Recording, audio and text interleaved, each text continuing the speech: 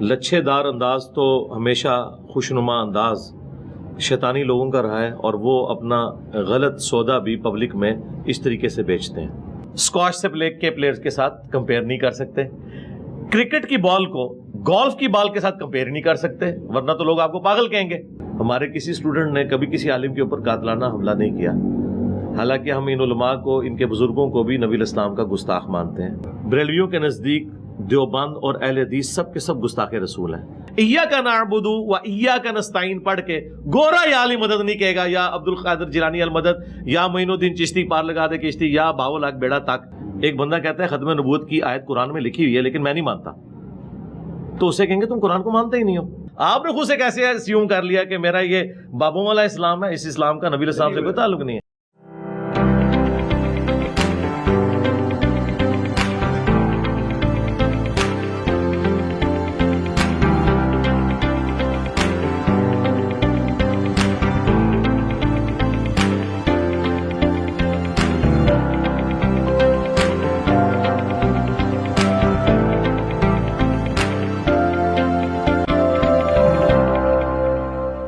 Pakistan express کی جانب سے آپ سب کو السلام علیکم ورحمۃ اللہ۔ سردار جنید بہادر خان اپنی ہم ٹیم کے ساتھ یہاں تشریف لائیں انجینئر محمد علی مرزا صاحب کی اکیڈمی میں۔ انجینئر محمد علی مرزا صاحب پہ 4 مرتبہ اٹیک ہو چکا ہے۔ آج ہم یہاں پر ان سے سوالات بھی کریں گے اور ساتھ یہ دیکھنے کی کوشش کریں گے کہ ان کے سیکیورٹی کے پروٹوکول انتظامات کیا ہیں، کیا انف ہیں کہ ان کو اس زندگی کو بچایا جا سکتا ہے، اور ساتھ میں یہاں پر انتظامات کیا ہوتے ہیں۔ اگر آپ آنا چاہتے ہیں اور آپ انجینئر محمد علی مرزا صاحب سے مل کے اپنے سوالات ان کے سامنے رکھنا چاہتے ہیں تو کس طرح کے پروٹوکول سے آپ کو گزرنا ہوگا، تو ہمارے ساتھ آئیے۔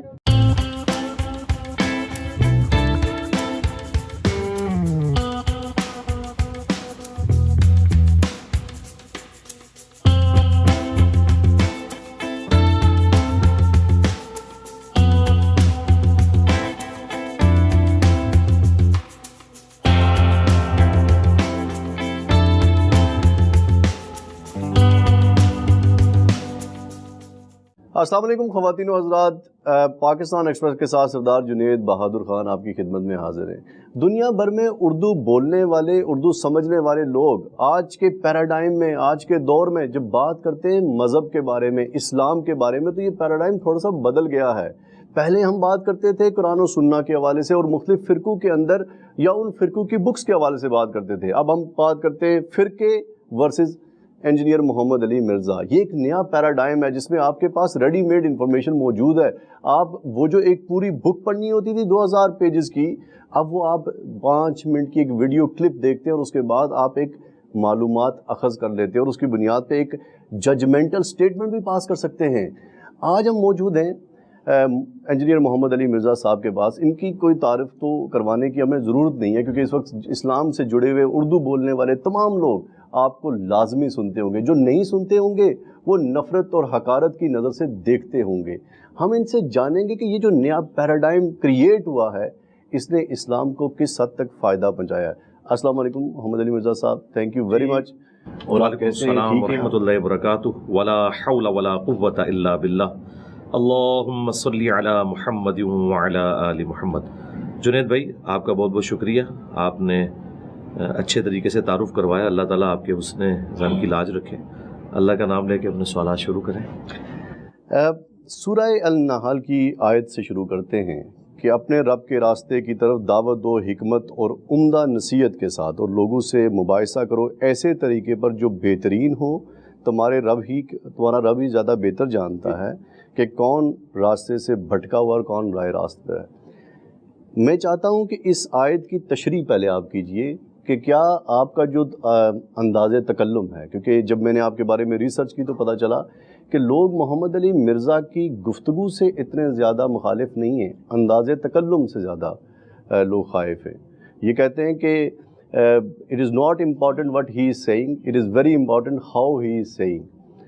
اس آیت کی روشنی میں یہ پورا رویہ سمجھائیے مجھے۔ اس آیت میں قطعاً یہ بات نہیں ہوئی ہے کہ جو بات کی جا رہی ہے آپ اس کو پھینک دیں، انداز کو اپنا لیں۔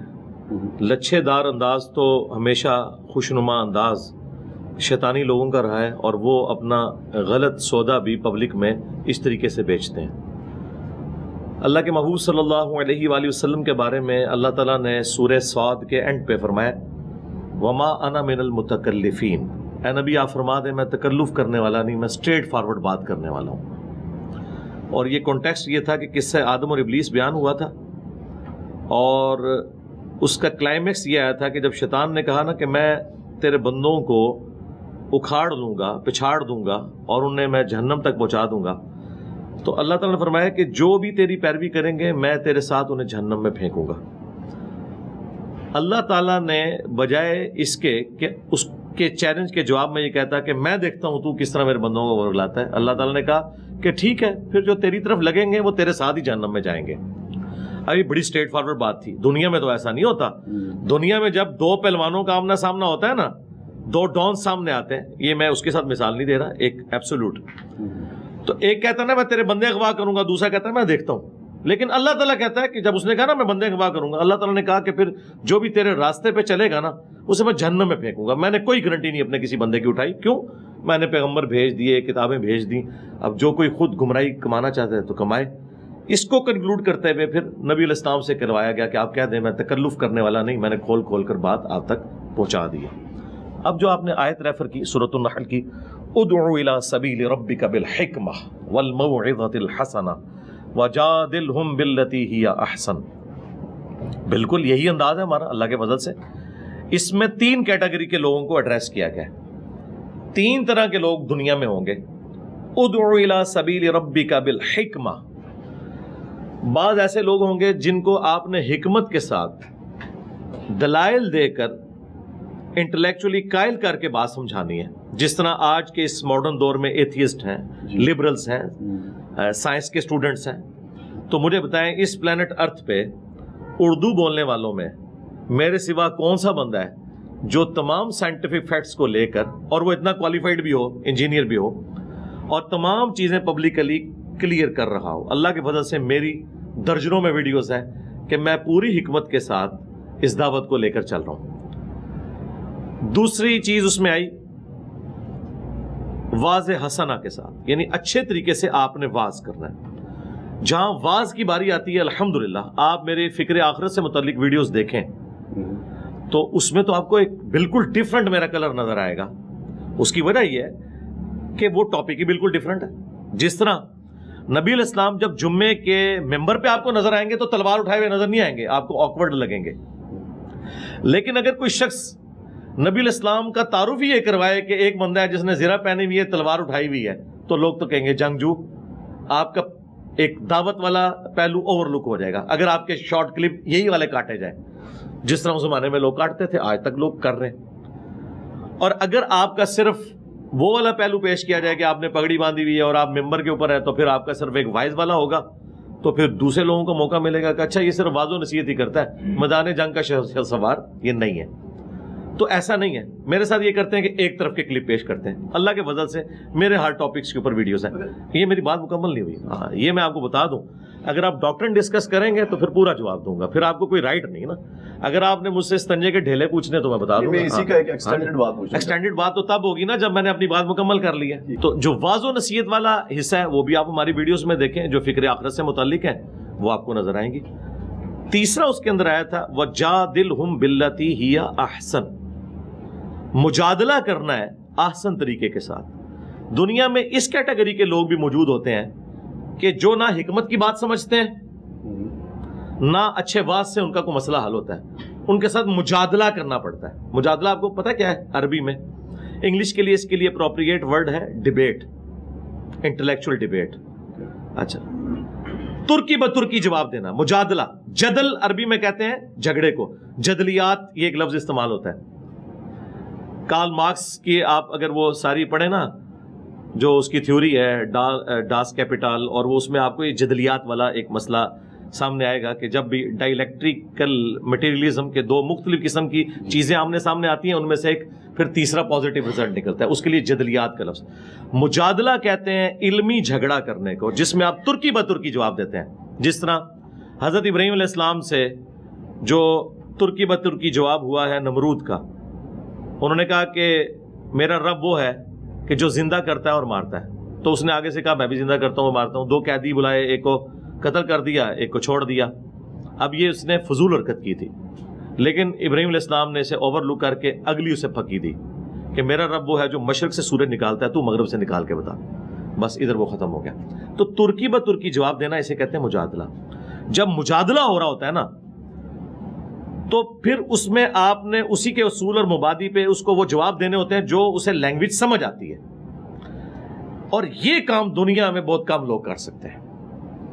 حکمت سے لوگ کام کر لیتے ہیں، واز سے بھی کر لیتے ہیں. مطلب حکمت کی مثالیں آپ کو ڈاکٹر ذاکر نائک نظر آ جائیں گے، اچھا واز آپ کو طارق جمیل صاحب نظر آ جائیں گے، بیچ میں کہانیاں بھی ہیں، چلے جو بھی ہے. لیکن مجادلہ یہ بہت مشکل کام ہے. مجادلہ کرنے کے لیے پھر آپ کو مخالف کے تمام دلائل پتہ ہونے چاہیے، وہ کس چیز کو بنیاد بنا کر گمراہی پھیلا رہا ہے وہ آپ کو پتہ ہونے چاہیے، اور پھر اسی اصول اور مبادی کے اوپر آپ نے اسے گرانا ہوگا. یہ ٹاپک، اس ٹاپک کے اوپر ود ان اسلام میرے علم میں تو اس وقت کوئی اور بندہ نہیں ہے جو مجادلہ کرتا ہوں. چونکہ کوئی کر ہی نہیں رہا، لہٰذا مجھے کسی سے کمپیئر نہیں کرنا چاہیے. کبھی بھی آپ ہاکی کے پلیئر کو اسکواش سے پلے کے پلیئر کے ساتھ کمپیئر نہیں کر سکتے. کرکٹ کی بال کو گولف کی بال کے ساتھ کمپیئر نہیں کر سکتے، ورنہ تو لوگ آپ کو پاگل کہیں گے. میرے جیسا کام اگر کوئی دنیا کا بندہ کر رہا ہے، وہ سامنے لے کے آئیں کہ یہ بندہ ہے اور یہ طریقہ ہوتا ہے کام کرنے کا، تو بندے کوئی نہیں ہوگا. اگر نبی علیہ السلام کی آپ مثال لے کر آئیں گے تو نبی علیہ السلام کی زندگی کے وہ سارے پہلو موجود ہیں، لیکن ہمیں نبی علیہ السلام کی زندگی کا صرف وہ پہلو بتایا جاتا ہے جو عوام سننے کی عادی ہے. اگر نبی علیہ السلام کی زندگی کے وہ تلخ پہلو بتائے جائیں جو آج کی اس ماڈرن ڈاکٹرن کے اندر آج کے لوگ اسے بد اخلاقی سمجھتے ہیں، تو ان کو نبی علیہ السلام بھی ہضم نہیں ہوں گے. مثلا نبی علیہ السلام کی حدیث ہے بخاری مسلم میں کہ 3 دفعہ دستک دو، جواب ملے تو ٹھیک ورنہ واپس لوٹ جاؤ. آپ تو 3 دفعہ مس بیل، کیا 50 دفعہ مس بیلیں دیتے ہیں؟ ٹھیک ہے، اچھا، اور مس بیل دی اور اس نے آگے سے جواب نہیں دیا، آپ کہتے ہیں بد اخلاقی ہے. نبی علیہ السلام کے اخلاق ہی یہی ہیں کہ نہیں دینا جواب، میری مرضی. دستک دی 3 دفعہ، جواب ملے تو یہ اس وقت تک دستک دیتے ہیں جب تک، اور میں جواب دینے کا بھی پابند نہیں ہوں.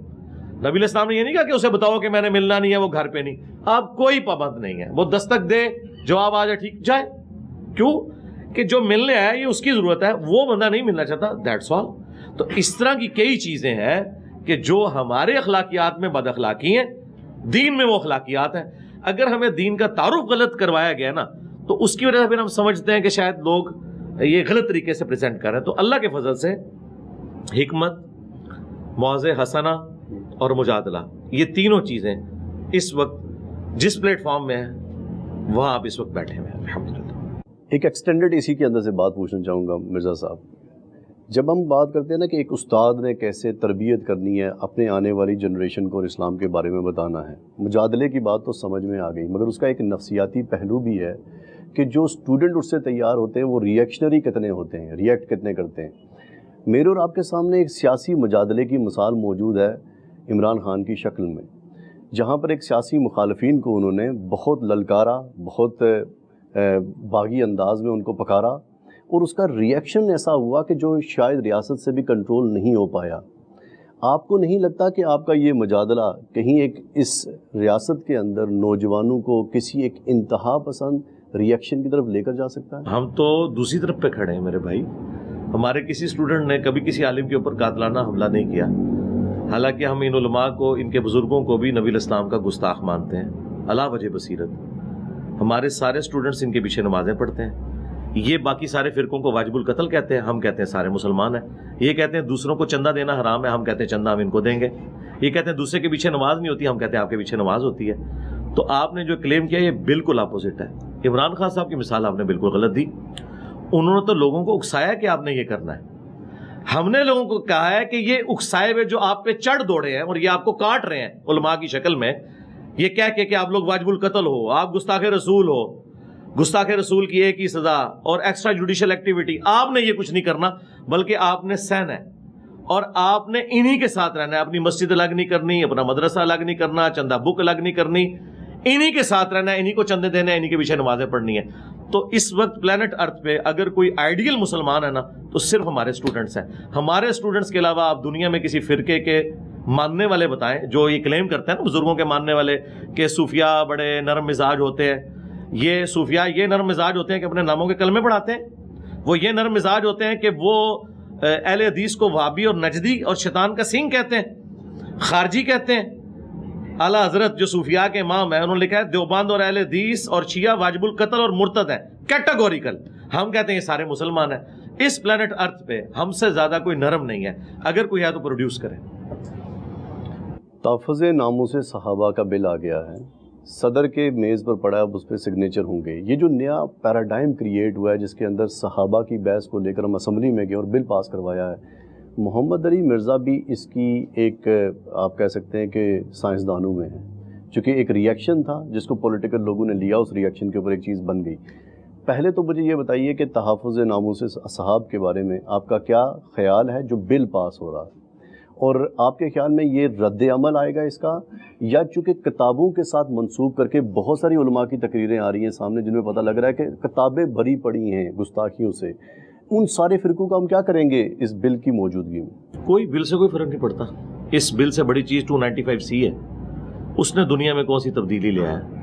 295C گستاخ رسول کی سزا۔ بریلویوں کے نزدیک دیوبند اور اہل حدیث سب کے سب گستاخ رسول ہیں، کیونکہ یہ اعلیٰ حضرت عام مذہب بریلوی صاحب کا فتویٰ ہے اسام الارمین میں۔ تو کیا پاکستان میں کروڑوں دیوبندیوں کے اوپر بریلویوں نے 295C کٹوا لی ہے، یا ملینز آف اہل حدیث کے اوپر 295C کٹوا لی ہے، یا آج تک کسی کو 295C کٹوانے کے اوپر سزا تک کوئی بندہ پہنچا ہے؟ تو یہ بل تو شاہی کوئی نہیں، کیونکہ سب سے بڑی عصمت تو نبی علیہ السلام کی ہے، صحابہ کی عصمت تو بہت بعد میں آتی ہے، پہلے نمبر پہ تو اللہ کی عصمت ہے اور اس کا تو کوئی بل نہیں ہے، اور دوسرے نمبر پہ نبی علیہ السلام کی عصمت ہے، اس کے اوپر 295C کب سے بنی ہوئی ہے؟ اس میں سے کیا نکال لیا کسی نے؟ ابھی تک جب بھی نیگیٹو یوز ہی اس کا ہوا ہے، لیکن اس کا کوئی اینڈ رزلٹ نہیں نکلا، آج تک کسی کو سزا ہوئی نہیں ہے، نہ کبھی کسی کی گستاخی ثابت ہوئی۔ تو اس بل کی تو یہ تو بیچارہ بہت چھوٹا سا بل ہے، اس سے کچھ بھی نہیں فرق پڑنے کا۔ اور آپ کو کیا لگتا ہے اس بل کی اب ضرورت کیوں پیش آئی ہے؟ کہیں آپ کی تقاریر کی وجہ سے بل تو نہیں پیش ہوا؟ نہیں، میں نہیں سمجھتا کہ میں کوئی ان کے لیے اتنا امپورٹنٹ ہوں۔ جہاں تک فی نفسی گستاخی کا معاملہ ہے، صحابہ کرام ہوں، اہل بیت ہوں، کسی کو گالی نہیں دینی چاہیے، یہ بالکل غلط ہے۔ میں اس طرح کے لوگوں کو معاشرے میں دیکھتا ہوں کہ جو اس طرح کی گالی گلوچ والا معاملہ کرتے ہیں، بائی نیم صحابہ کرام کا نام لے کے ان پہ لعنت کرتے ہیں، تو اس طرح کی چیزیں نہیں ہونی چاہیے۔ ہم تو خود اس کے مخالف ہیں کہ آپ کا صرف علمی اختلاف ہونا چاہیے، اور علمی اختلاف کوئی توہین نہیں ہوتا۔ علمی اختلاف یہ ہے کہ آپ نے قرآن و سنت کی روشنی میں جتنا کچھ رپورٹ ہوا ہے نبی علیہ السلام کی مبارک زبان سے، وہ آپ لوگوں تک پہنچائیں۔ اسی لیے آپ دیکھیں اس طرح کے جتنے بلز ہیں نا، ان میں توہین کی ڈیفینیشن نہیں ہے۔ یہ دیکھیں سارے علماء بیٹھ کے ان کا آپ انٹلیکچوئل لیول دیکھیں، کسی گورے کے پاس بیٹھتے وہ ان کو تمیز سکھاتا کسی کام کو کرنے کی۔ جب بھی کسی کام کو کیا جاتا ہے نا، پہلے نمبر پہ اسے ڈیفائن کیا جاتا ہے کہ یہ ڈیفینیشن ہے، اور ڈیفینیشن جنرل نہیں ہوگی، اسپیسیفک ہوگی۔ جب اسپیسیفک ڈیفینیشن کریں گے تو اللہ کے فضل سے کسی کے اوپر گستاخی کا فتویٰ نہیں لگے گا، سوائے اس شخص کے کہ جو گالی گلوچ کرے۔ رہ کے دوسرے لوگ تو وہ عدالتوں میں جا کے یہ کیس ویسے ہی سسٹین نہیں کریں گے۔ اور تیسری بات یہ ہے کہ صدر پاکستان نے کوئی اس پہ سائن نہیں کیے۔ یہ جو 12 بل واپس کیے ہیں انہوں نے اسمبلی کی طرف، ان میں ایک یہ بھی ہے۔ اب اگلی اسمبلی جب آئے گی، اللہ کیا 1-1.5 سال بعد نئے لوگ ہوں گے، نئے معاملات ہوں گے۔ ان لوگوں کی کمزوری اسی سے ہی آپ دیکھ لیں کہ چوری سے انہوں نے بل پاس کروایا، نہ کوئی بحث کی ہے، نہ وہاں پہ کورم پورا تھا۔ تو اس بل کے پاس کرانے سے کچھ 295C سے کچھ نہیں ہوا، اس سے بھی کچھ نہیں ہوگا۔ گو بیک ٹو دا صحابہ لائف۔ جب ہم استدلال کرتے ہیں قرآن و سنت سے تو ہمارے پاس حدیث موجود ہوتی ہے قرآن و سنت کو آئیڈینٹیفائی کرنے کے لیے، مگر صحابہ کی زندگی سے ہمیں کوئی تفسیر قرآن نہیں ملتی۔ ایک تبع تابعین کے بعد جا کے ہمارے پاس تفاسیر آتی ہیں۔ کیا وجہ ہے کہ اللہ کے نبی کے صحابہ نے اپنی زندگی میں قرآن پاک کی تفسیر نہیں لکھی، اور بہت سارے مسائل جن کو لے کر آج ہم الجھے پڑے ہیں ان کو حل کرنے کی کوشش نہیں کی؟ نہیں، یہ مسائل آپ لوگوں کے ہیں، اس زمانے میں یہ مسائل اس طرح نہیں تھے۔ دوسری بات یہ ہے کہ جو آپ نے کہا نا کہ صحابہ کرام رضوان نے تفسیر نہیں لکھی، انہیں لکھنے کی ضرورت نہیں تھی، تفسیر انہوں نے سمجھائی ہے۔ یہ ہمارے پاس جو احادیث کا ریکارڈ ہے ریٹن میں، یہ صحابہ کرام نے ہی ٹرانسفر کیا ہے۔ نبی علیہ السلام کی جب احادیث ٹرانسفر ہوئی ہیں سیدنا ابو ہریرہ سے، سیدنا عبداللہ ابن عمر سے، انس ابن مالک سے، سیدہ عائشہ سے، سیدنا علی سے اور باقی اصحاب سے، تو وہ انہوں نے نبی علیہ السلام کے ریفرنس سے بیان کیا، ان کی اپنی ذاتی رائے تو نہیں ہے۔ عرب کے اندر یہ کلچر تھا کہ بات زبانی ٹرانسفر کی جاتی تھی، قرآن بھی نہیں ہے، قرآن بھی زبانی چل رہا تھا, ریٹن فارم میں نبی الاسلام نے نوٹس لکھوائے تھے, ایک جگہ کمپائل نہیں کیا تھا, وہ بھی صحابہ کرام کے دور میں ہوا ہے, کیونکہ عرب کے لوگ اپنی کرائمنگ کے اوپر رائے کرتے تھے اور اسی طریقے سے آگے اس کو ٹرانسفر کرتے تھے. پوری شاعری انہوں نے یاد کی ہوئی ہوتی تھی. بخاری مسلم میں آیا کہ حضرت ابن مسعود کہتے ہیں کہ میں نے نبی الاسلام کے پیچھے رات کی نماز میں 70 سے زیادہ صورتیں صرف سن کے یاد کر لی ہیں, اتنی کرائمنگ تھی ان کی. تو اس زمانے میں لوگ سن کے نبی الاسلام کی باتیں آگے ٹرانسفر کرتے تھے, تابعین تک گئیں, تابعین سے تبع تابعین. یہ تو امام بخاری امام مسلم نے وہی کام کیا جو میں نے کیا, کہ یوٹیوب چینل بنا لیا اور ویڈیوز میں آ کے لوگوں کو بات بتائی. بات وہی بتا رہا ہوں جو چل رہی تھی. انہوں نے یہ دیکھا کہ یہ جو زبانی کلامی معاملات چل رہے ہیں, ایک وقت آئے گا کہ لوگ اس میں کمزوری کا شکار ہو جائیں گے, تو بہتر ہے کہ اسے ریٹن ریکارڈ میں لے آیا جائے. وہی جو سینہ بہ سینہ چل رہا تھا وہ ریٹن ریکارڈ میں آ گیا, اور اس کے اوپر سب کے سب متفق ہیں, اہل سنت تمام متفق ہیں کہ قرآن کے بعد افضل کتابیں بخاری اور مسلم ہیں. بخاری مسلم کھول کے آپ خود پڑھیں, انٹرپریٹیشن میں کوئی فرق نہیں ہے, بالکل علماء کا دھوکہ ہے. یہ صرف وہ دھوکہ دیتے ہیں جو خود اس کو ماننا نہیں چاہتے. آج کبھی ایسا نہیں ہوا کہ بی بی سی یا سی این این کے اوپر کوئی پٹی چلے, افریقہ کا انسان اس پٹی کا مطلب کوئی اور لے اور امریکہ کا انسان کوئی اور مطلب, سب ایک ہی مطلب لیتے ہیں جو نیوز کی پٹی نیچے چل رہی ہوتی ہے. تو یہ کیسے ہو سکتا ہے کہ بخاری مسلم قرآن میں کوئی بات لکھی ہوئی ہے اور عربی زندہ لینگویج ہے تو 4 بندے مختلف انٹرپریٹیشن کریں گے؟ نہیں, ایک ہی انٹرپریٹیشن اس کی بنتی ہے. وہ 3 بےایمانی کر رہے ہوتے ہیں. اس کا سب سے آسان طریقہ ہے آپ گورے کے سامنے وہ رکھیں, وہ آپ کو بتا دے گا یہ بندہ ٹھیک کہہ رہا ہے, کیونکہ گورے کا فرقہ کوئی نہیں. ایاک نعبد و ایاک نستعین پڑھ کے گورا یا علی مدد نہیں کہے گا, یا عبد القادر جیلانی المدد, یا معین الدین چشتی پار لگا دے کشتی, یا باو لاکھ بیڑا تک. یہ کبھی نہیں کہو کہ یار واضح لکھا ہوا ہے اللہ کو پکارنا ہے. ہاں مولوی یہاں کروڑوں اس کے فالوورز وہ اس آیت کا دوسرا مطلب لے رہے ہیں, گورا یہ نہیں لے گا. اس لیے میں یہ بولتا ہوں قرآن اور حدیث کو پڑھ کے پہلی دفعہ جو غیر مسلم مطلب لیتا ہے نا, وہ اس کا معتبر مطلب ہے.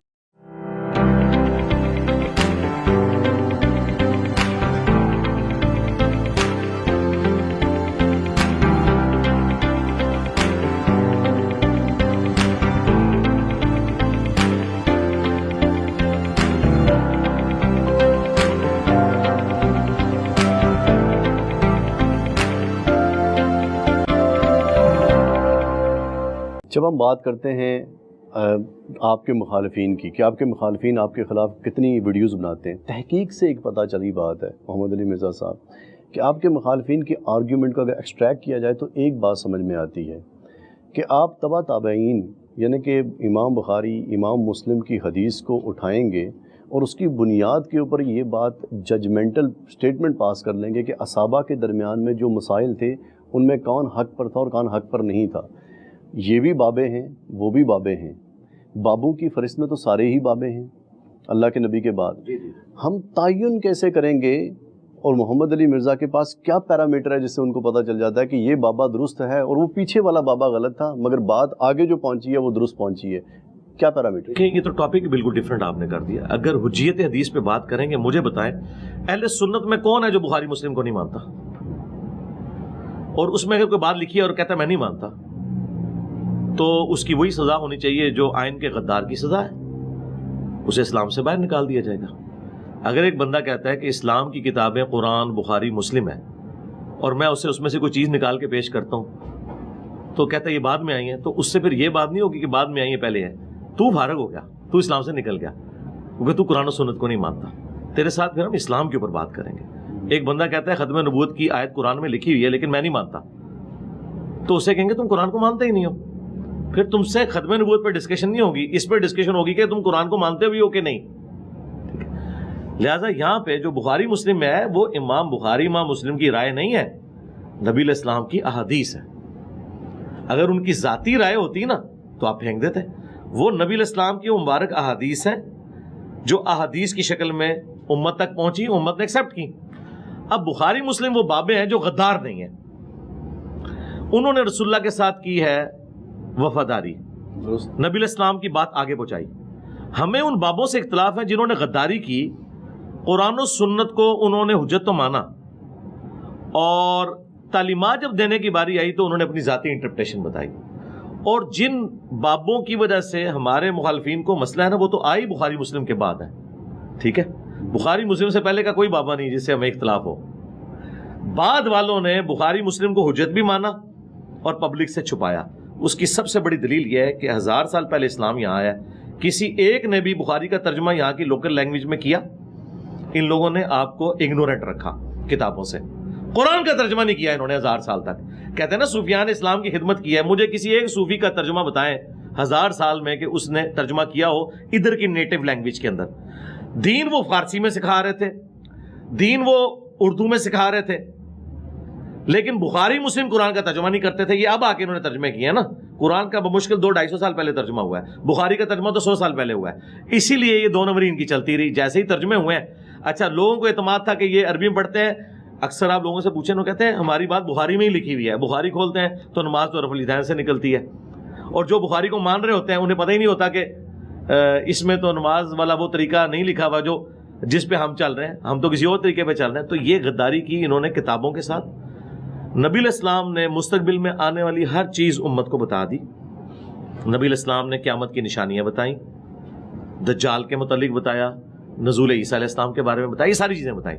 اسی طریقے سے نبی علیہ السلام نے اپنی وفات کے فوراً بعد ہونے والے سارے واقعات جو آپ علیہ السلام کو اللہ کا نبی ہونا جسٹیفائی کرتے ہیں وہ بتا دیے کہ میری وفات کے 10 سال بعد یہ ہوگا، 30 سال بعد یہ ہوگا، 50 سال بعد یہ ہوگا۔ یہ وہ واحد چیز ہے جو آپ کو اور چنگیز خان کو علیحدہ کرتی ہے۔ چنگیز خان نے بھی دنیا فتح کی، ہمارے نبی اور ان کے چاہنے والوں نے بھی دنیا فتح کی، لیکن دونوں میں ایک فرق ہے۔ ہمارے نبی نے پہلے بتا دیا یہ ہوگا، اس طریقے سے ڈاؤن فال ہو جائے گا۔ دنیا کا کوئی جنگجو یہ نہیں بتا سکا اس طریقے سے ڈاؤن فال ہوگا، ٹھیک ہے۔ یہ چیز ہے جو فرق کرتی ہے۔ اس ٹاپک کو حدیث کی ٹرمنالوجی میں کہا جاتا ہے دلائل النبوہ۔ نبوت کی دلیل کیا ہے؟ دلائل النبوہ وہ حدیثیں ہیں جن میں نبی علیہ السلام کی مستقبل کی پروفیسیز ہیں، اور وہی پروفیسیز ہیں کہ میرے صحابہ میں جنگیں ہوں گی، یہ بندہ حق پہ ہوگا۔ کل تک یہ احادیث ہم کافروں کو پیش کرتے تھے کہ دیکھو ہمارے نبی کو پہلے ہی پتہ چل گیا کہ عمار ابن یاسر کو ایک باغی جماعت قتل کرے گی، بخاری 2812، اور عمار ابن یاسر 30 سال بعد شہید ہوئے، ہمارے نبی کی خبر صحیح نکلی۔ اچھا، 50 سال کے بعد اپنے بیٹے حسین کی شہادت کی خبر دی، دیکھو مسند احمد میں پہلے ہی موجود تھی۔ تو یہ چیزیں ہم فخریہ بتایا کرتے تھے کہ ہمارے نبی نے پہلے ہی بتا دیا۔ آج جب یہ چیزیں ہم نے پبلکلی ایک آپٹیمل سولوشن کے طور پر پیش کی اور سنی شیعہ جو دراڑ ہے اسے فل کیا تو انہیں آکورڈ لگتا ہے، ورنہ مجھ سے پہلے سنی شیعہ دراڑ فل ہی نہیں کبھی ہو سکی، یہ ایک دوسرے کو ایکسیپٹ کرنے کے لیے تیار نہیں تھے۔ اب دونوں نے ایک دوسرے کو ایکسیپٹنس دی ہے کہ بھئی سنیوں کی بھی ساری باتیں غلط نہیں ہیں اور شیعہ کی بھی ساری باتیں غلط نہیں ہیں۔ مگر اس میں ایک بات ہے، منطقی طور پہ جو بات کو میں سمجھنے کی کوشش کرتا ہوں ایک طالب علم کی حیثیت سے، اصحاب جتنے بھی ہیں وہ باتیں کر رہے ہیں، ان کی باتیں لکھی جا رہی ہیں، حدیث بھی انہی کے ذریعے ہم تک پہنچ رہی ہے، قرآن بھی انہی کے ذریعے ہم تک پہنچ رہا ہے۔ اچھا، اس میں ہم سازشوں کا بھی ادراک کر لیتے ہیں اور آئیڈینٹیفائی کر لیتے ہیں کہ وہاں پر کچھ نہ کچھ مسائل ضرور تھے، پھر وہاں سے ایک علم آگے جب ٹرانسفر ہو جاتا ہے۔ نہیں، آپ ٹاپک ڈیفرنٹ ڈسکس کر رہے ہیں، یہ ٹاپک ہی نہیں ہے۔ نہیں، میں اس میں ایک بات جو آپ سے پوچھنا چاہ رہا ہوں بس اتنی سی بات، یہ ٹاپک لادہ پوری ڈاکٹرین ہے۔ جب میں نے کہہ دیا کہ ایک بندہ حدیث کو حجت نہیں مانتا تو فارغ ہے، نکلے ادھر سے، ہندو ہو جائے، مسلمان ہوگا تو حدیث حجت ہے۔ پھر وہ یہ نہیں ڈسکس کرے گا یہ حدیث کیوں آئی، کس نے داخل کی، یا قرآن میں یہ واقعہ کیوں آیا کہ 2 کوے لڑے اور ایک نے دوسرے کی قبر کھودی، لاجیکلی ایسا نہیں ہوتا، میں قرآن کو نہیں مانتا۔ پھر ہم اس سے کووں والا واقعہ نہیں ڈسکس کریں گے، ہم اسے کہیں گے کافر، تو نکل ادھر سے، دفع ہو۔ تو نے مسلمان ہونا ہے تو قرآن کو ماننا ہوگا، تو نے سنی ہونا ہے تو بخاری مسلم کو ماننا ہوگا، یہ تو دفع ہو جائے۔ تو کہ میں سنی بھی ہوں اور میں قرآن بخاری مسلم کو نہیں مانتا، پھر تو سنی نہیں ہے، پھر ٹاپک ڈیفرنٹ ہو جائے گا۔ مگر مرزا صاحب، کیا ہم حدیث کے اوپر اگر کسی صحابی کے بارے میں کوئی فیصلہ دینا ہے ہم نے تو کیا اس کے اوپر بحث نہیں ہو سکتی؟ میرے بھائی، بحث اس میں نہیں ہوگی، بحث اس کے اوپر ہوگی۔ چلے میں آپ کو پھکا دے دیتا ہوں۔ قرآن میں لکھا ہے کہ نبی کے ساتھیوں کے 3 کیٹیگریز ہیں جی۔ ایک سابقون الاولون من المہاجرین والانصار ہے، سورہ توبہ آیت نمبر 100، 101 اور 2 پڑھ لیں کہ صحابہ کی 3 کیٹیگریز ہیں۔ نمبر 1 سابقون الاولون من المہاجرین والانصار۔ پھر فرمایا مدینہ اور اہل مدینہ میں بہت سے منافق ہیں جن کو نبی تم بھی نہیں جانتے۔ نمبر 3 کچھ ایسے لوگ ہیں جو ملے جلے اعمال کرتے ہیں۔ نبی علیہ السلام کے ساتھیوں کی 3 کیٹیگریز قرآن میں آئی ہیں، پکے مومن، پکے منافق جن کو نبی تم بھی نہیں جانتے لہذا ہم بھی نہیں جانتے۔ نمبر 3 ملے جلے اعمال کرنے والے، اچھے اعمال بھی کرتے ہیں برے اعمال بھی کرتے ہیں۔ کسی صحابی کا نام قرآن میں نہیں آیا، لہذا جن صحابہ کو آپ بڑا بنا کے پیش کر رہے ہیں ان کا تو تعارف ہی کوئی نہیں ہے۔ پھر اگر آپ کسی صحابی کا نام لے کے کہتے ہیں کہ جی اس کی بڑی عظمت ہے تو کہاں لکھی ہوئی ہے؟ بخاری میں. بخاری کا تو نام نہ لو, زبان کھینچ لوں گا. بخاری کا نام نہیں لینا. قرآن میں بتاؤ کدھر نام لکھا ہوا ہے حضرت ابو بکر عمر عثمان علی کا؟ نہیں ہے تو بھائی فارغ ہو جاؤ. پھر اگر آپ نے قرآن پہ رہنا ہے تو پھر کوئی شخصیات نہیں ہے. اور اگر شخصیات ہیں حدیثوں کی بنیاد پہ, پھر حدیثیں ہی بتائیں گی کون پہلے درجے کا مسلمان ہے, کون آخری درجے کا ہے, کون سے ملے جلے عمال کرنے والا ہے. تو قرآن میں تو صحابہ کی 3 کیٹیگریز آئی ہیں, اور رضی اللہ عنہم ورضوا عنہ جنہیں کہا گیا وہ لوگ ہیں جو صلح حدیبیہ کے مسلمان ہیں. یہ اس موقع پہ آیت نازل ہوئی ہے. لہٰذا جب قرآن پہ آئیں گے نا تو پھر مقدمہ تو بالکل ہی فارغ ہو جائے گا آپ کا. جن شخصیات کا آپ دفاع کرنے کی بات کر رہے ہیں ان کا تو نام ہی قرآن میں موجود نہیں ہے, ان کی تو کوئی حقیقت ہی نہیں ہے جب تک احادیث نہ ہو. اچھا, حدیث پہ آخری سوال. حضرت حسن سے اور حضرت حسین سے روایت ہمیں حدیثیں نہیں ملتی. کیا سازشی طور پہ حدیثیں زیادہ شامل نہیں کی گئی, یا انہوں نے حدیثیں زیادہ کہی ہی نہیں تھی؟ نہیں زیادہ کہیں, حضرت علی نے بھی زیادہ حدیثیں نہیں کی. اس کی وجہ ہے کہ یہ لوگ سراپا سنت تھے, سنت سکھاتے تھے نا. صحیح بخاری میں آتا ہے کہ مولا علی علیہ السلام ظہر کی نماز کے بعد ایک چبوترے پہ بیٹھ جاتے تھے مسجد کے اندر, کوفے کی جامع مسجد میں, اور لوگوں کو مسائل سکھاتے تھے. کئی بار وضو کا طریقہ سکھاتے تھے, اس طرح کے مسائل سکھایا کرتے تھے. اور یہ لوگ سراپا سنت ہے. ان کو دیکھ کر لوگ دین لرن کرتے تھے. ان سے یہ نہیں پوچھتے تھے کہ نبی علیہ السلام نے کیا کیا, ان کو دیکھ کے جج کرتے تھے کہ نبی علیہ السلام نے یہ کیا. اس لیے خلفائے راشدین سے بھی آپ کو صرف حسن و حسین یا حضرت علی کا مسئلہ نہیں ہے, حضرت ابو بکر سے تو حضرت علی سے بھی کام حدیث ہیں. یہ اکثر شیعہ اعتراض کرتے ہیں نا ہمارے اوپر, تو بھئی حضرت ابو بکر سے کون سی زیادہ حدیث ہیں؟ وہ سراپا سنت تھے خلفائے راشدین. ان کی ایکٹیویٹیز یہ تھیں کہ انہوں نے سنت اپنے عمل سے سکھائی. اور ظاہر حکومتی لیول کے اوپر لوگ تھے, حکومتی لیول پہ جو لوگ ہیں پھر انہوں نے اس لیول کا کام نہیں کرنا کہ انہوں نے کچھ لکھوانا ہے. ان کی تو اپنی مصروفیات ہیں, ان کو لوگ دیکھ کے دین کو لرن کر رہے ہیں. جس طرح پرائم منسٹر تو جا کے فزکس نہیں پڑھائے گا, چاہے وہ فزکس میں پی ایچ ڈی بھی ہو, وہ تو ایک فزکس کا پروفیسر پڑھائے گا. پرائم منسٹر نے تو ایز اے ہول امت کو دیکھنا ہے. اس طرح خلفائے راشدین نے ایز اے ہول اپنے عمل سے امت کو دیکھا اور سیاسی معاملات چلائے. باقی جو یہ والی چیزیں وہ نیچے سے ٹرانسفر ہوئیں اور ان کو حدیثیں بیان کرنے کا ضرورت نہیں تھی, وہ خود سراپا سنت ہے. اور جو کریٹیکل باتیں انہوں نے روایت بھی کر دی. اچھا, جڑاں والا واقعہ پیش آیا, آپ نے آج کی اپنی گفتگو میں یہ بھی کہا, جو میں نے آپ کا لیکچر سنا ہے, کہ یہ رد النفاق کرنا ہوگا, اس کے لیے اعلان, رد النفاق آپریشن آپ نے اس کے لیے کہا کہ یہ کریں شروع. پہلے تو مجھے یہ بتائیے کہ جڑاں والا واقعہ ہمارے سوسائٹی میں پہلی بار نہیں ہوا, ایک عرصہ دراز سے ایسے واقعات پیش آ رہے ہیں. کیا اسلامی ریاست میں غیر مسلم کے تحفظ کے لیے باقاعدہ کوئی کانسٹیٹیوشنل پیکج موجود نہیں ہے؟ ہمارے کانسٹیٹیوشن کو چھوڑ لیجئے, جو کہ اسلامی ریاست کے تصور کے اندر بتائیے کہ وہاں پر غیر مسلموں کے ساتھ معاملہ کیسے پیش آتا تھا, اینڈ ریلیٹ کیجئے اس کو غزوہ خیبر کے ساتھ, اور مجھے بتائیے کہ وہ جو حملہ تھا ہم اس کو کیسے جسٹیفائی کرتے ہیں جڑاں والا کے قریب لا کے. کون سا خیبر کا؟ جب خیبر پہ حملہ کر کے مسلمانوں نے قلعہ فتح کیا تھا. اب یہ 2 مختلف ٹاپک ہیں میرے بھائی, اس طرح تو ہم پورے 2 ہفتے بیٹھے رہیں گے. ایک بات کریں نا, ایک آپ جڑاں والے کے اوپر ورڈکٹ لے لیں.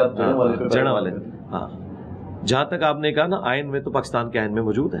پاکستان کے جھنڈے میں سفید نشان ہے غیر مسلموں کے لیے, گرین مسلمانوں کا, ان کو ایکول رائٹس ہیں.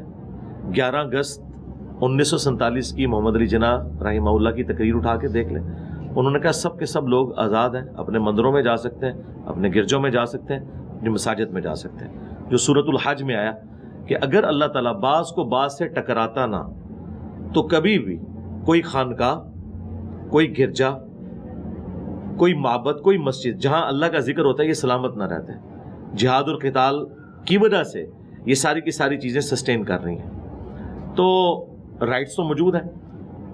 صحیح بخاری میں حدیث ہے, جو کسی مسلمان ملک میں ٹیکس پیئر رہ رہے غیر مسلم, اسے اگر کوئی قتل کر دیتا ہے تو وہ شخص جنت کی خوشبو بھی نہیں پائے گا, حالانکہ جنت کی خوشبو 40 سال کی مسافت سے آ رہی ہوگی. تو احادیث تو بالکل اس میں واضح ہیں. پھر سورۃ المائدہ کی آیت نمبر 32 جو ہم اکثر کوٹ کرتے ہیں کہ جس نے ایک جان کو ناحق قتل کیا گویا پوری انسانیت کا قتل کیا, اور جس نے ایک جان کو بچایا گویا اس نے پوری انسانیت کو بچا لیا. تو اسلام کی تو گائیڈ لائنز موجود ہیں, آئین میں بھی موجود ہے, پریکٹیکلی عمل کرنے کی باری ہے. مگر مرزا صاحب, جب ہم تاریخ اسلام پڑھتے ہیں, ہم جو عام کتابیں پڑھتے ہیں علماء والی نہیں, اس میں ہم محمود غزنوی کا واقعہ بھی پڑھتے ہیں جہاں سومناتھ کا مندر گرایا گیا. ہمیں تاریخ یہ سکھاتی ہے کہ اقلیتوں کے ساتھ یا کسی دوسرے مساجد, دوسرے مذہب کی عبادت گاہوں کے اوپر حملہ کرنا ہے. جب آپ جڑاں والا واقعہ دیکھتے ہیں آپ اور اس میں ہم کہتے ہیں یہ دہشت گردی ہے، تو مجھے بتائیے کہ محمود غزنوی والا جو سومنات کا مندر گرانا ہے، کیا وہ دہشت؟ اس سے بڑی دہشت گردی تھی وہ آپ کا ہیرو ہے، صوفیوں کا ہیرو ہے، ہم تو اسے نہیں مانتے.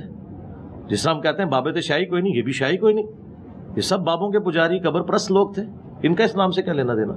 اور یہ کب سے اس قابل ہو گئے ہیں کہ ان کو ہم اسلام کی تاریخ بتائیں گے؟ نہ میرے بھائی، یہ تو نبی الاسلام کے 400 سال بعد آئے. اسلام کی تاریخ ہے نبی الاسلام اور خلفائے راشدین، دیٹس آل. اس کے بعد تو نبی الاسلام نے فرمایا کاٹ کھانے والی ملوکیت آ جائے گی. نبی الاسلام کی مبارک زندگی آپ کے دنیا سے تشریف لے جانے کے 30 سال کے بعد سے کوئی چیز آپ رول ماڈل کے طور پہ نہیں پیش کر سکتے. محمود غزنوی تو شاہی کوئی نہیں، یہ تو 400 سال بعد آیا. اس کا اسلام سے کیا لینا دینا؟ مسلمان تھا، اسلام سے کوئی لینا دینا نہیں. یہ سب لوگ لٹیرے تھے، ہم تو نہیں ان کو مانتے. محمد بن قاسم کو بھی نہیں مانتے، یہ اپنے چکروں میں آئے، ان کا اسلام سے کیا لینا دینا؟ ٹھیک. اب مجھے ایک اور بات بتائیے، جو سوال کا ایک حصہ رہ گیا تھا الگ سے پوچھ رہا ہوں. وہ غزوہ خیبر کا واقعہ پیش آیا، ایک معاہدے کے انجام کے اوپر یہ دیکھا گیا کہ ان لوگوں کو اب حملہ کر کے قبضہ کرنا ہے. وہ تو ایک سکون سے رہنے والے پرامن رہنے والے لوگ تھے، مگر معاہدے کے چونکہ انہوں نے پاسداری نہیں کی تھی. کون سے معاہدے کی؟ یعنی کہ جو غزوہ خیبر نہیں ہے، وہ بنو قریظہ کا مسئلہ ہے، غزوہ خیبر کا نہیں ہے. اس لیے میں کنفیوز ہوا کہ اب خیبر کو بیچ میں کہاں سے لے، وہ بنو قریظہ کا ہے. ہاں جی، بنو قریظہ کا جو مسئلہ ہے وہ ہوا تھا غزوہ خندق کے موقع پر. جی خندق. ہاں، غزوہ خیبر نہیں ہے، میں اسی لیے حیران ہوں. تو پرامن تو کوئی نہیں تھے، وہ تو میسے تھے، پورے قاتلین تھے. انہوں نے مسلمانوں سے بد عہدی کی، اور اگر ان کی وہ بد عہدی کامیاب ہو جاتی تو جن صحابہ کرام نے بعد میں فتوحات کیے یہ سارے اسی دن ہی قتل ہو جاتے. تو جو لوگ مسلمانوں کے قتل کے فتوے جاری کریں اس اعتبار سے کہ وہ بد عہدی کر کے مسلمانوں کے بیوی بچے مال سب کچھ کافروں کے حوالے کرنے کے لیے تیار ہو جائیں، تو جنگ کا اصول یہی ہوتا ہے کہ جنگ میں اگر آپ کو کوئی قتل کرنے آیا تو آپ اسے مٹھائی پیش کرنے نہیں گئے ہوئے. کیا آج ایسے ہوتا ہے؟ آج کے سویلائز ورلڈ میں بھی ایسے ہوتا ہے میدان جنگ میں کہ جب امریکہ اور یورپ کی جب جنگ ہوتی ہے، یہی سویلائز ہے نا، تو جب ان کے اوپر بم پڑتے ہیں تو آگے سے مٹھائی کے ڈبے بھیجتے ہیں ان کو، یا یہ ڈرون سے حملہ کرتے ہیں ان پہ. یہی کرتے ہیں نا. تو یہی کچھ اسی زمانے میں ہوا کہ انہوں نے بد عہدی کی، مسلمانوں کے قتل کے فتوے جاری کیے، اس اعتبار سے کہ اس بد عہدی کی وجہ سے اگر نبی الاسلام کو وحی کے ذریعے چیز نہ پتہ چلتی تو وہاں سے کافر حملہ کرتے، سب کو ملیہ میٹ کر دیتے. تو اب اس کے ساتھ سائملٹینیس کنٹراسٹ کے طور پہ یہ چیز جڑی ہوئی ہے کہ جب آپ بد عہدی کریں گے، کسی کو قتل کریں گے تو یہ میدان جنگ ہے، جب اس کو موقع ملے گا وہ آپ کو قتل کرے گا تو بالکل ٹھیک ہے. یہ آج کی سویلائز ورلڈ میں بھی اسی طریقے سے ہوتا ہے، اس میں کوئی ایسی چیز نہیں ہے. یہ جنگی ایتھکس ہے ہی ہے.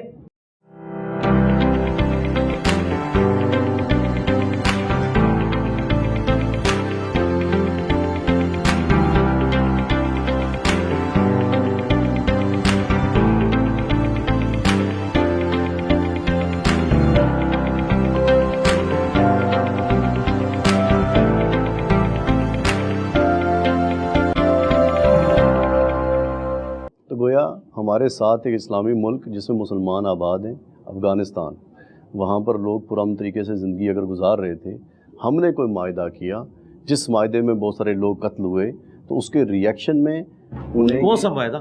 پہلے تو اپنی آپ تاریخ کو نا واضح کیا کریں تاکہ ہمیں پتہ چلے آپ پوچھنا کیا چاہ رہے ہیں. جی آپ کس معاہدے کی بات کر رہے ہیں؟ پرویز مشرف کی بات کر رہے ہیں؟ عمران خان کی بات کر رہے ہیں جس نے ان کو مبارکباد دی تھی؟ I want to start this from proxy war. جی کہ اگر ہم نے پراکسی تو آپ چیز کلیئر کریں نا. جی سوال جب تک کلیئر نہ ہو جواب نہیں ہوتا. آپ دونوں میں ہر ٹاپک پہ بول سکتا ہوں لیکن سوال کلیئر ہونا ضروری ہے. دونوں چیزیں دیکھ لیجیے. دونوں نہیں ہوگی پھر آپ پنڈورا باکس کھول رہے ہیں نا. اچھا چلے ہاں ایک بات کریں اسپیسیفک جواب لیں. ہم مشرف کی لے لیتے ہیں. ہاں جی بتائیں کہ مشرف والے معاملے کے اندر ہم مسلمان اور وہ مسلمان، ہمارے درمیان میں ایک عمرانی معاہدہ بھی ہے کہ ہم مسلمان ایک دوسرے کے بھائی ہیں، اور ہم نے پھر ایک بین الاقوامی جنگ کا حصہ بن کے جنگ ان پہ تھوپی، بہت سارے لوگ اس میں ہلاک ہوئے اور اس کا ایک بہت بڑے ریئیکشن کا ہمیں سامنا کرنا پڑا. بنو قریظہ والے واقعے کو سامنے رکھتے ہوئے نہیں، اس کا تو اس کے تعلق ہی نہیں ہے. کیوں آپ اس کے ساتھ ریلیٹ کر رہے ہیں؟ ارے انہوں نے بھی تو ایک معاہدہ توڑا تھا میرے بھائی. انہوں نے معاہدہ توڑا تھا، اس معاہدے کا اس معاہدے کے ساتھ تعلق کیا ہے؟ یہ تو تب آپ بات کریں جب آپ مشرف کو جسٹیفائی کر رہے ہیں. مشرف نے تو غلط کیا ہے. ہاں اچھا، تو آپ خود کیوں زیوم کر رہے ہیں کہ میری رائے یہ ہوگی؟ مشرف وہ بدماش ہے کہ جس کی وجہ سے ہماری نسلیں بھی بھگتیں گی جو کچھ اس نے کیا ہے. آپ نے خود سے میرے تھاٹس آپ کو کیسے پتا چل گئے کہ آپ نے زیوم کر لیا میں دونوں چیزوں کے مشرف آپ یہ بات کر رہے ہیں, میں کہتا ہوں افغانستان غیر مسلم ملک بھی ہوتا تب بھی مشرف نے جو کچھ کیا یہ حرام تھا اسلام کی روح سے. آگے چلیں, میں یہ بھی کہتا ہوں کہ محمد علی جناح جب زندہ تھے اور کشمیر میں فوجیں ہماری گھسائی گئیں وہ بھی اسلام کے خلاف تھا, وہ بھی معاہدہ انہوں نے توڑا. یہ ہو نہیں سکتا کہ اوپر سے آپ اقوام متحدہ کے اندر بندے ہوئے اور اندر سے آپ گریلا وار کر رہے ہیں, وہ بھی غلط تھی. اسلام کی روح سے اس چیز کی اجازت نہیں ہے. آپ نے جو اسلام اپنے صوفیاء سے سیکھا اس کو تو اسلام نہ مانے, ہم تو اس اسلام کو ہی نہیں نہ مانتے. ہم اس اسلام کو مانتے ہیں جو قرآن بخاری مسلم میں لکھا ہے, سورۃ الانفال میں بتایا گیا ہے کہ یہ اسلام ہے. تو آپ خود نہ زیوم کر لیں کہ میرا والا اسلام ہے, میرا اسلام وہ نہیں ہے. میرا اسلام بھی مجھ سے پہلے پوچھیں گے, ٹھیک ہے, پھر آپ ایزیوم کریں گے نا. آپ مجھ سے پوچھیں گے یہ ہوا تو پھر میں آپ کو جواب دوں گا. آپ نے خود سے کیسے ایزیوم کر لیا کہ میرا یہ بابوں والا اسلام ہے, اس اسلام کا نبی علیہ السلام سے کوئی تعلق نہیں ہے. میرا اسلام بھی بابوں والا نہیں ہے, آپ بھی ایزیوم کر رہے ہیں میرے اسلام. وہ اس لیے کر لیا کہ آپ نے وہ مشرف والا ایزیوم کر لیا نا کہ میں اسے ٹھیک کہوں گا, محمود غزنوی کو. اچھا آپ ایکسپیکٹ کر رہے تھے کہ محمود غزنوی کو میں ڈان کہہ دوں گا؟ مرزا صاحب کوئی بھی نہیں ایکسپیکٹ کرتا. سوالات ہوتے ہی ایڈورسیریل ہیں. نہیں وہ ٹھیک ہے نا, وہ ایزیوم نہیں کرتے. آپ کوشچن پوچھیں, آپ یہ کوشچن پوچھیں کہ یہ دونوں چیزیں, یہ بس سوال میں آپ کو بتاتا ہوں طریقہ کیا تھا. آپ سوال یہ تھا کہ اگر بنو قریظہ والا ایکٹ ٹھیک تھا تو مشرف والا ایکٹ غلط کیوں کہتے ہیں آپ, یا مشرف والا ایکٹ کیوں ٹھیک ہے اور وہ کیوں غلط ہے؟ اس طرح ہوتا ہے. تو میں تو ایسا میں نے کہا مشرف کا غلط ہے, مجھ سے پوچھیں, پہلے میری رائے لیں, اس کے بعد دونوں کو آپ کمپیئر کروائیں, پھر مجھ سے آپ کوشچن کریں. ٹھیک ہے جی. اب ایک اور میں سوال پوچھتا ہوں, امید ہے کہ یہ پورا سمجھ آ جائے گا اور اس کے اوپر ہم جواب کریں. پاکستان میں غربت ایک بہت بڑا مسئلہ ہے, جہالت ایک بہت بڑا مسئلہ ہے, جس کی وجہ سے فرقہ واریت بھی ہے, جس کی وجہ سے پاکستان کے اندر نفسیاتی ہجان کی پوری کیفیت بھی ہے, پولیٹیکل ڈس ہارمنی بھی ہے. آپ کو کیا لگتا ہے زیادہ مسئلہ غربت کا ہے یا زیادہ مسئلہ ہمارا جہالت ہے؟ جہالت ہے مین مسئلہ, غربت کی وجہ بھی جہالت ہے. اگر جہالت نہ ہوتی, پیروں کی زیارتوں پہ لوگ جاتے ہیں, یہ تو کھانا کھانے جاتے ہیں, یہ تو ایک ہے نا, جہالت سے کوئی تعلق نہیں ہے. نہیں جہالت سے بھی ہے تعلق. داتا صاحب علی ہجویری کے مزار کے اوپر جا کے قبر پہ لوگ جو دعا کرتے ہیں وہاں پر لنگر بٹتا ہے مرزا صاحب, وہاں پر یہ تو نہیں ہوتا کہ کوئی گیان بٹ رہا ہے. اگر یہ صرف جہالت پہ ہوتا تو پڑھے لکھے لوگ وہاں کیا لینے جاتے ہیں؟ بہت کم تعداد میں جاتے ہیں. نہیں ایسا, وہ ہے ہی پڑھے لکھے لوگ, ہے ہی کام ہے تو کام ہی ہوں گے نا. اگر آپ کے پی ایچ ڈی میں نے ایک دو دیکھیں تو پی ایچ ڈی ہوتے بھی کام ہی ہے نا. دوسری بات مجھے بتائیں, آج تک کوئی پاکستان کی گورنمنٹ ایسی ہے جس میں پیر فقیر نہ بیٹھے ہوئے ہوں؟ شاہ محمود قریشی کون ہے؟ ادھر بھی پیر بیٹھے ہوتے ہیں. مخدوم امین فہیم کون ہے؟ یوسف رضا گیلانی کون ہے؟ آپ کے سارے پرائم منسٹر, سارے وزیر, بڑی بڑی پوسٹوں کے لوگ ہوتے ہی پیر فقیر ہیں. یہ ہے ہی یہ کچھ ہے, یہ ان پڑھ ہے. شاہ محمود قریشی صاحب جب وہ چھوٹی سی کینچی لے کے وہ گھتیں کاٹ رہے ہیں بچیوں کی اور تھوڑے تھوڑے پیسے جمع کر رہے ہیں تو وہ اتنا پڑھا لکھا بندہ ہے, پیر ہے, تو یہ سارے کچھ کر رہے ہیں. تو یہ پڑھے لکھے جاہل ہے. تو یہ جو جہالت ہے نا, دین سے بھی جہالت ہے ان کو دین کا کوئی الف بے نہیں پتا. ہاں ہو سکتا ہے دنیاوی طور پہ کوئی پی ایچ ڈی ہے, دین میں وہ زیرو ہے. تو ہمارا مسئلہ ہی جہالت ہے. اگر یہ جہالت نہ ہوتی, مجھے بتائیں عرب کے لوگوں میں جو غربت تھی, ہمیں تو اس کا کبھی ادراک بھی نہیں ہو سکتا کہ کس قسم کی ان کے اندر غربت تھی. لیکن دنیا کے امام وہ بن گئے. کیوں بنے؟ ان کی جہالت اللہ نے دور کر دی. ایک لیڈر دیا, قرآن دیا, اور جب ان کی جہالت دور ہوئی تو دنیا کے امام بن گئے. آج یورپ اور امریکہ کے پاس کون سے ریسورسز تھے؟ انہوں نے ایکسپلور کیے ہیں نا. ریسورسز تو سارے سب کانٹیننٹ میں تھے. گورے ادھر کیوں آئے تھے؟ سونے کی چڑیا تھی سب کانٹیننٹ, یہاں زمین اگاتی ہے, یہاں خزانہ ہے, اس لیے ایسٹ انڈیا کمپنی آئی تھی. یہ آج ٹیکنالوجی کا کھا رہے ہیں دوسرے ملک, وہ تو انہوں نے اب ایکسپلور کیا تعلیم کی برکت سے. گوروں کے پاس کچھ نہیں تھا سوائے علم کے, وہ دنیا کے امام بن گئے. ان کے پاس ریسورسز کچھ بھی نہیں, ہم سے لے کے ویلیو ایڈیشن کر کے تو وہ دنیا میں چھائے ہوئے ہیں. تو ہمارا پہلا مسئلہ جہالت ہے, اسی کی وجہ سے غربت ہے, اسی کی وجہ سے, اسی کی کورالریز ہے ساری کی ساری. گورے ہم سے زیادہ غریب تھے, لیکن جب انہوں نے علم حاصل کیا, علم کو یوٹیلائز کیا, انہوں نے اپنی غربت دور کی. آپ کے پڑوسی ملک چلیں, گوروں کی مثال تو ہمیں لگتا ہے کہ شاید کوئی ایک معجزہ ہے. چائنا پچھلے 30 سال میں 80% آبادی کو پاورٹی سرکل سے نکال لیا انہوں نے اسٹریٹجیز کے ذریعے. اور وہ آپ ذرا اسٹریٹجی دیکھیں کیا ہے. علم انہوں نے عام کیا ہے, ٹیکنالوجی عام کی ہے, ٹھیک ہے, لوگوں کو کھلایا پلایا نہیں, محنتی بنایا, تعلیم یافتہ بنایا. تو اللہ تعالیٰ نے دیکھے ان کو برکت دی ہے. میں کہتا ہوں اس دور حاضر میں اگر چند بڑے معجزات ہیں ان میں سے چائنا ایک ہے, دنیا کو لیڈ کر رہا ہے. سیلف ڈیفنس کے اندر, چونکہ پاکستان کے اندر پولیس اسٹیٹ ویسے نہیں ہے جیسے مضبوط ہونی چاہیے, تو سیلف ڈیفنس میں اسلامی قوانین کے مطابق کسی کے گھر میں کوئی بندہ گھسنے کی کوشش کرے تو سیلف ڈیفینس میں اس کو گولی ماری جا سکتی ہے؟ پاکستان کے قانون میں بھی ماری جا سکتی ہے. پاکستان کا ایک قانون ہے کہ اگر آپ کے پریمیسز کے اندر کوئی بندہ آ گیا نا, آپ سیلف ڈیفینس میں سے گولی ماریں اور وہ مارا جائے تو اس کے اوپر کوئی گرفت نہیں. اور صحیح مسلم میں حدیث ہے, اگر تیرے گھر میں چور گھس آئیں ان سے لڑ, اگر تو مارا گیا تو شہید ہے, اور اگر وہ مارے گئے تو تیرے اوپر کوئی قتل نہیں ہے. تو نبی الاسلام کی جو حدیث یہ صحیح مسلم کی ہے, عین پاکستان کا قانون اس کے مطابق ہے. چیئرمین پی ٹی آئی کا توشہ خانے کا جو کیسز سامنے آئے ہیں, اسلامی قوانین یا اسلامی روایات کے مطابق یہ بتائیے کہ توشہ خانہ کون رکھ سکتا ہے, اور اس میں عمران خان کی گواہی کے بغیر جو عدالت نے ان کو سزا سنائی ہے, کیا ایسا ہو سکتا ہے؟ دیکھیں, پاکستان کا جو قانون ہے نا توشہ خانہ والا, یہ اسلام کے خلاف ہے. بخاری مسلم میں حدیث ہے, نبی الاسلام جو عاملین زکوٰۃ بھیجا کرتے تھے, جو سورہ توبہ کی آیت نمبر 60 میں ہے نا, کہ ان کی تنخواہیں بھی بیت المال میں سے جائیں گی, جو عاملین زکوٰۃ کے کلیکٹرز ہیں. تو وہ جب زکوٰۃ کلیکٹ کر کے لاتے تھے نا, بھیڑ بکریوں کی, گائے کی, تو وہ بیت المال میں جب جمع کرواتے تھے تو کہتے تھے کہ یہ وہ چیزیں ہیں جو زکوٰۃ کی مد میں ہمیں وصول ہوئیں, اور یہ ہمارے پرسنل گفٹس ہیں توشہ خانہ والے. تو نبی الاسلام نے فرمایا, بخاری مسلم کے الفاظ ہیں, تم اپنے ماں باپ کے پاس گھر میں بیٹھو, میں دیکھتا ہوں تمہیں کون گفٹ دے گا, تمہیں اس پوسٹ کی وجہ سے گفٹ ملے ہیں, لہٰذا اپنے یہ گفٹ بھی بیت المال میں جمع کرواؤ. توشہ خانہ جو ہے نا پاکستان کا, وہ پاکستان کی ملکیت ہے. وہ پرائم منسٹر کی پوسٹ کو ملتا ہے, عمران خان یا نواز شریف یا جنرل باجوہ کو یا بندیال صاحب کو نہیں ملا, وہ پاکستان کی اس پوسٹ پہ بیٹھے ہوئے بندوں کو ملا ہے. یہ تو عمران خان صاحب کی برکت سے اب یہ سب کو یاد آیا کہ توشہ خانہ میں کچھ ہوتا تھا, تو پہلے جو لوگ اتنا کچھ کھا گئے ہیں کوئی ذکر نہیں کیا. ہمارے نزدیک وہ بھی غلط کر کے گئے, یہ بھی غلط. یہ قانون چینج ہونا چاہیے, اور یہ بھی غلط ہے کہ جی 50% دے کے آپ ریٹین کر لیں. وہ ریٹین کر ہی نہیں سکتا, وہ پاکستان کی جو عوام ہے, پبلک, اس کی ملکیت ہے, وہ بیت المال میں جمع ہونا چاہیے. پاکستان میں موجودہ جو ایک سیاسی کیفیت ہے جس میں نوجوان ہجان کی کیفیت میں مبتلا ہیں, کوئی پولیٹیکل ڈائریکشن کی سمجھ نہیں آ رہی, بیوروکریسی, ہماری اسٹیبلشمنٹ, ہمارے ادارے ایک دوسرے کے مخالف کھڑے, آگے بڑھنے کا کیا طریقہ؟ آگے اسی طریقے سے بڑھیں گے ہم. یہ ہمیشہ قوموں میں ہوتا ہے. اسی کو تو کارل مارکس نے کہا نا, ڈائلیکٹیکل مٹیریلزم, کہ دو مختلف متضاد چیزیں آپس میں ٹکراتی ہیں اور ان میں سے پھر ایک سلوشن نکلتا ہے. یہ سلوشن نکلنا تھا. آپ تاریخ سے سبق سیکھیں.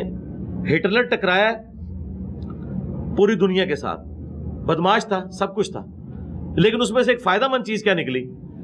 وہ تو جنگ ہار گیا, لیکن گریٹ برٹن بھی اتنی کمزور ہوگی کہ ہمیں آزادی مل گئی. ورنہ یقین کریں ہٹلر نہ ہوتا ہم آج بھی غلام ہوتے ہیں. لیکن ایک فائدہ ہوتا ہے کہ بلٹ ٹرین میں پھر رہے ہوتے ہیں, اس چکا چک میں نہ پھر رہے ہوتے ہیں. تو یہ ہمیشہ ہوتا ہے. یہ بھی ایک نہ ایک دن ایسا آنا تھا کہ 70 سال سے جن لوگوں نے پاکستان کے اوپر قبضہ کیا ہوا ہے غیر اعلانیہ, اور اب تو اعلانیہ بھی کر رہے ہیں, اور عوام آمنے سامنے آنا تھا. اس کی ابتدا ہوئی ذوالفقار علی بھٹو سے, اس کو کچھ فاصلہ طے کروایا بے نظیر بھٹو نے, پھر نواز شریف نے, اور اب عمران خان صاحب نے. اس میں غلوب والا معاملہ ہوا, وہ ہو جاتا ہے. دوسری طرف سے کیا غلوب نہیں ہوا؟ بھٹو کا جو قتل تھا کیا عدالتی قتل نہیں تھا؟ یہاں پہ اگر عمران خان صاحب سے 9 مئی ہو گیا تو یہ بھٹو کے قتل سے تو چھوٹی چیز تھی نا. یہ ہو جاتا ہوتا ہے. میں سب کو مشورہ ہی دے سکتا ہوں کہ آپ قانون اور آئین کے اندر رہیں اور اس معاملے کو آگے چلنے دیں.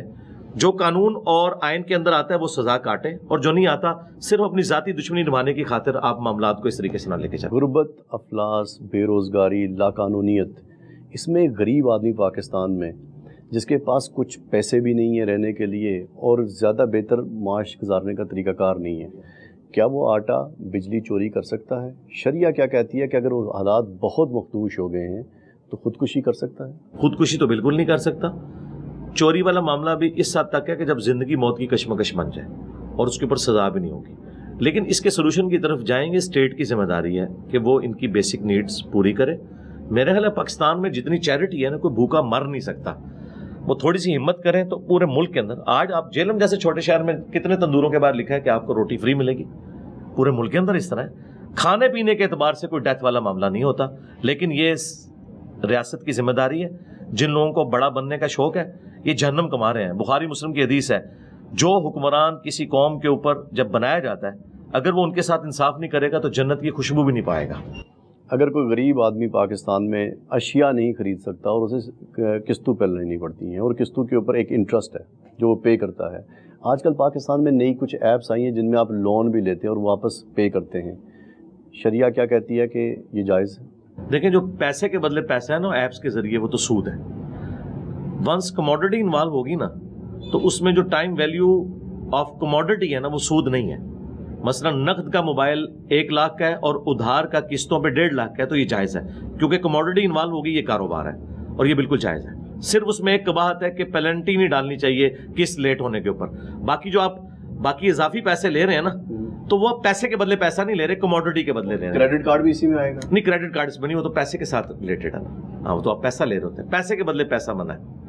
ادویات استعمال کرتے ہیں مختلف نوعیت کی جو کہ پاکستان میں امپورٹ کی جاتی ہیں. بہت ساری ادویات ایسی ہیں جن میں جانوروں کے مختلف حصے استعمال ہوتے ہیں اور زیادہ تر میں خون بھی استعمال ہو سکتا ہے یا الکوہل استعمال ہوتی ہے. کہاں تک جائز؟ زندگی موت کی کشمکش کے پوائنٹ آف ویو سے جو ادویات ہیں وہ تو آپ یوز کر سکتے ہیں. ادویات تو استعمال ہی تب کرتے ہیں. نہیں وہ اس طرح نہیں, عام ادویات نہ ہو. مثلا کئی کھانسی کے ایسے شربت ہیں جن میں الکوہل ہے اور بعض الکوہل فری بھی ہیں, تو آپ الکوہل فری استعمال کریں. اب کھانسی ایسا مسئلہ نہیں, وہ زندگی موت کا مسئلہ ہے, ٹھیک ہے. الا یہ کہ آپ اس کے روٹ کاز کریں. اگر ٹی بی ہے تو وہ پھر ٹی بی والوں کو اس شربت سے کوئی فرق نہیں پڑے گا, وہ تو علاج ہی بالکل ڈفرینٹ ہوتا ہے. جہاں زندگی موت کی کشمکش آ جائے تو وہ قرآن حکیم میں 4 جگہ آیا ہے. سورۃ البقرہ میں, سورۃ النحل کے اندر, سورۃ المائدہ میں, سورۃ الانعام میں, کہ تمہارے لیے حرام کیا گیا ہے مردار, بہتا ہوا لہو, خنزیر کا گوشت اور جس کے ذبیحہ پر غیر اللہ کا نام لیا جائے. لیکن اگر کیٹاسٹرافک کنڈیشن ہو جائے, دل میں بغاوت نہ ہو, تو تم اس میں سے بھی لے سکتے ہو, پھر اللہ تعالیٰ اس پہ گرفت نہیں کرے گا. تو اس کے تحت جب کبھی زندگی موت کی کشمکش بن جائے, اب بہتا ہوا لہو جو ہے وہ حرام ہے, خون پینا حرام ہے, لیکن بلڈ ڈونیشن جو ہے یہ حلال ہے. ایک تو یہ پینا نہیں ہے, دوسرا یہ جان بچانے کے لیے ہوتی ہے. آرگن ڈونیشن حلال ہے. طلاق کے بعد مسلمان بہت ساری جگہوں پہ حلالہ کرتے ہیں اور علماء اس کے اوپر تضادات کا شکار ہیں. کیا کرنا چاہیے؟ دیکھیں علماء کوئی تضادات کا شکار نہیں ہے, یہ لوگوں کو 2 نمبری کر رہے ہیں. فقہ حنفی والے علماء حلالے نکالتے ہیں, جبکہ ان کے نزدیک بھی حلالہ پری پلان کرنا یہ زنا ہے, حرام ہے. خود مفتی اکمل صاحب جو میرے استادوں میں سے بھی ہیں, وہ کیو ٹی وی کے اوپر یہ کہہ رہے تھے کہ حلالہ کرنے والے اور کروانے والے پہ لعنت. یہ حدیث ہے سنن ابن ماجہ کی, یہ انہوں نے کوٹ کی ہے. اہل حدیث تو پہلے اسے حرام سمجھتے تھے, اب حنفی علماء بھی یہ مانتے ہیں کہ یہ حرام ہے, یہ حلالہ بالکل غلط ہے.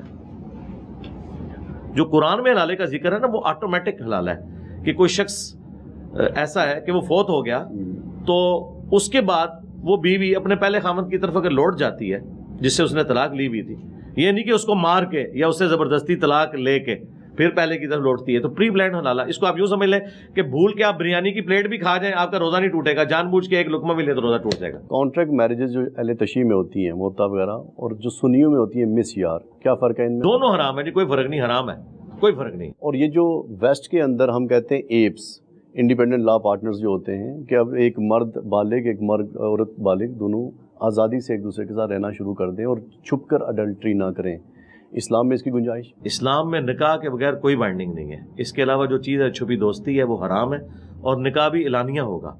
نکاح بھی اگر چھپا کے ہوا, جس طرح علماء نے دوسری اور تیسری شادی چھپا کے کی ہوتی ہے, یہ بھی حرام ہے. اس کی وجہ یہ ہے کہ جب وہ مریں گے, وہ بیویاں جب منظر عام پہ آئیں گی اور ان کا ریٹن ریکارڈ بھی نہیں ہوگا تو وراثت میں وہ کیسے حصہ لیں گی؟ شادی ہمیشہ اعلانیہ ہوتی ہے اور زنا چھپ کے. مگر ایک آدمی یہاں سے بیرون ملک گیا ہوا ہے اور وہاں بیوی اس کی پاکستان میں ہے, وہاں پر وہ ایک کنٹریکچوئل میرج نہیں کر سکتا؟ نہیں, کیوں کنٹریکچوئل کیوں کرے, اس کو ریئل کرے. اسلام تو خاندانی نظام میں بلیو کرتا ہے نا, اسے اسلام نے اجازت دی ہے نا, اس کو بسانے کی نیت سے کرے نا, کیوں اس طرح کی شادی کرے. اور یہ جو مثالیں لیتے ہیں لوگ صحابہ کی زندگی سے کہ وہ جنگوں پر جاتے تھے اور وہاں شادی کر کے واپس آ جاتے, تو صحابہ کرام نے تو شراب پی کے غزوہ احد بھی لڑی ہوئی ہے, بدر بھی لڑی ہوئی ہے, لیکن بعد میں شراب حرام ہوگی نا. آپ مثالیں اس وقت کی دے رہے ہیں کہ جب وہ حلال تھی, تو متع حلال تھا. کون کہہ رہا ہے کہ یہ شروع سے ہی حرام تھا, بعد میں حرام ہوا ہے؟ بخاری مسلم میں حدیث موجود ہے. اس وقت انٹرنیشنل دنیا کے اندر سعودی عربیہ اور ایران ایک دوسرے کے بہت قریب آ رہے ہیں. آپ کو لگ رہا ہے کہ یہ انٹرنیشنل پولیٹیکل ارینا جو تبدیل ہو رہا ہے, اس میں ہماری فرقہ واریت ختم ہو جائے گی؟ میں تو محمد سلمان سے اتنا اختلاف رکھنے کے باوجود میں کہتا ہوں اس کی یہ جو نیکی ہے اس کی تمام گناہوں کے اوپر بھاری ہے, جو اس نے تھنک آؤٹ آف باکس کیا ہے. اور یہ جو عذاب بنا ہوا تھا سنی شیعہ کنفلکٹ, یہ کریڈٹ جاتا ہے محمد بن سلمان کو کہ اس نے ایران کے ساتھ دوستی کر کے تو یہ دنیا میں سارا فساد ختم کرنے کی طرف بہت اچھا قدم ہے. میں تو اسے اپریشیٹ کرتا ہوں. ایک صحافی والا سوال ہے کہ آج ذرائع ابلاغ کی دنیا ہے اور بہت ساری خبریں ہمارے پاس آتی ہیں. کبھی کبھی خبر کو آئیڈینٹیفائی کرنا مشکل ہوتا ہے, اور کبھی کبھی آئیڈینٹیفائی ہونے کے باوجود کسی پریشر میں آپ کو غلط خبر دینی پڑتی ہے. کبھی ریاست کسی ادارے کے پریشر ہوتا ہے, کبھی آپ کو ادارے کی جانب سے پریشر ہوتا ہے. یہ تمام پریشرز اور کبھی کبھی آپ کی ذاتی طور پہ منافقت کا شکار ہو جاتے ہیں. اس ساری صورتحال میں ایک صحافی کی کیا ذمہ داری ہوتی ہے؟ ذمہ داری تو یہ کہ صحافی تو پھر دلیر ہونا چاہیے. میں تو کہتا ہوں صحافی جو ہیں یہ مجاہد ہیں. تو پھر ارشد شریف کی طرح ہو جائے. نہیں, وہ تو ایک علیحدہ ٹاپک ہے, میں اس طرف آؤں گا. ارشد شریف صاحب نے جو اپنے زمانے میں گل کھلائے ہوئے, وہ ان کو جب وہ ARY پہ بیٹھ کے دوسرے لوگوں کی پگڑیاں اچھالتے تھے اس وقت ان کو صحافت نہیں تھی یاد آتی. آج ان سب کے ساتھ کیا ہو رہا ہے؟ عمران ریاض, حقیقت TV, یہ لوگ کیا کرتے رہے؟ اب انہیں ساتھ محیط پیرزادہ نے تو خود مطیع اللہ جان کو ہائی کورٹ کے اندر کہا ہے کہ ہم لوگ ان کے اعلی کار بنے رہے. تو بھگتو نا اب سزا. تم نے بھی تو لوگوں کی پگڑیاں اچھالی تھی نا, تو آج تم پھر یہ مکافات عمل تمہارے ساتھ ہوا ہے نا. اب آج صحافیوں کی طرف دیکھیں, صحافت اتنا متبرک ایک کام ہے. اگر آپ سچائی کے لیے کھڑے ہوتے ہیں تو یہ پیغمبرانہ کام ہے اس اعتبار سے کہ آپ سچائی کے لیے کھڑے ہوتے ہیں, کھڑے ہوں.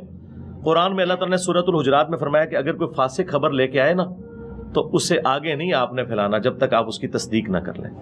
بھاڑ میں گئی جی آپ کی وہ پریشر اور وہ ساری کی ساری انتظامیہ, کہ آپ مجھے بتائیں اگر اس خبر کے آپ ڈائریکٹ خود افیکٹو ہوتے ہوں تو آپ کبھی بھی نہیں چلائیں گے, نوکری چھوڑ دیں گے. صرف لوگوں کو خوش کرنے کے لیے, دوسروں کی زندگیاں ونریبل بنانے کے لیے اس طرح کی خبر چلا دینا کسی کے کہنے کے اوپر, آپ اپنے آپ کو اس سے علیحدہ کریں. اسی وقت تو پتہ چلے گا کہ آپ سچائی کے لیے کھڑے ہیں یا نہیں کھڑے.